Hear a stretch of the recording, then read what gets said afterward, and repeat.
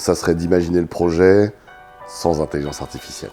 C'est une plateforme qui permet de faire et de l'image et de la vidéo, qui s'appelle FreePic. On fait une capsule la minute et demie. On fait une petite capsule où on produit des visuels. Je pense qu'en fait, il faut gommer l'intelligence artificielle. Les outils qui me semblent les plus adaptés au contexte éducatif tunisien aujourd'hui en termes d'intelligence artificielle, pour moi, c'est clairement un LLM de type ChatGPT qui serait utile.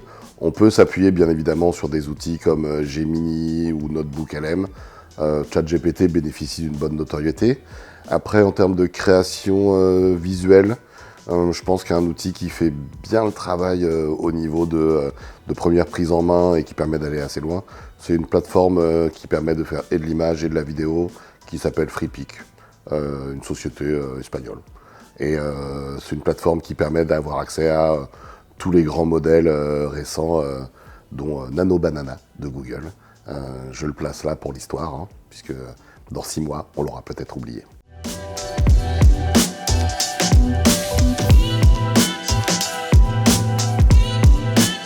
Comment intégrer l'AI sans réduire l'esprit critique des élèves? Ça, c'est une question qui est intéressante. Je pense qu'en fait, il faut gommer l'intelligence artificielle. Je pense que quand on est en train de réfléchir à un projet d'éducation aux médias, l'intelligence artificielle, c'est un outil. On doit d'abord penser à notre objectif. On doit penser à ce qu'on veut produire. On doit penser au public à qui on s'adresse. Et on ne doit pas s'intéresser à la technicité de l'outil. C'est-à-dire que on mentionne ChatGPT, Gemini, FreePic, mais on pourrait tout à fait les remplacer par d'autres. Ça ne doit pas arrêter notre démarche, en fait.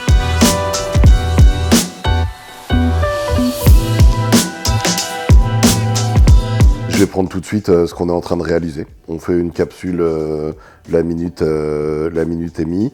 On fait une petite capsule où on produit des visuels, on produit des voix. On assemble ces visuels avec ces voix, avec une IA qui va faire la synchronisation des lèvres, et on assemble le tout pour créer une capsule comme on le ferait en fait dans une réalisation télévisuelle. Donc on est capable, si on s'est bien préparé, ça c'est l'importance du projet pédagogique, on est capable en fait de créer des petites capsules éducation aux médias qui vont durer de 45 secondes à 1 minute 30. En une journée, on peut en faire une dizaine, aisément.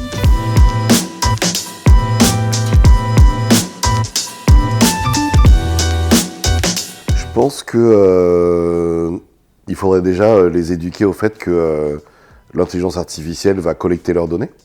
Donc il faut bien réfléchir à ce qu'on met dans l'intelligence artificielle. Il faut bien réfléchir à la façon dont on l'utilise, les échanges qu'on a, les documents qu'on pousse. Leur apprendre à ne pas envoyer, comme sur les réseaux sociaux, des images qui ne leur appartiennent pas. Des images d'amis ou autres, même si c'est pour le fun. Il faudrait au moins prendre le temps d'un accord tacite, peut-être, qu'on se donne à un moment parce qu'on est amis. Après, comment protéger leur vie privée? On peut imaginer des chatbots qui leur apprennent à comment se protéger. On peut imaginer des outils interactifs qui les éduquent en fait à se protéger. Après, c'est plus tant l'intelligence artificielle qui va permettre de le faire, c'est vraiment le positionnement pédagogique, d'où l'importance de l'expertise en fait des personnes qui mettent en place ces contenus-là.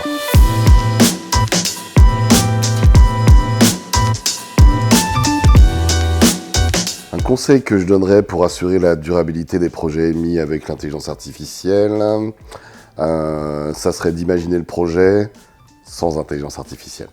C'est-à-dire que ce qui m'intéresse, c'est le projet. Ça ne veut pas dire que l'intelligence artificielle ne permet pas de le faire, ça veut juste dire qu'elle est un accélérateur. Donc si je peux réaliser mon projet avec un stylo, du papier, alors mon projet est bon.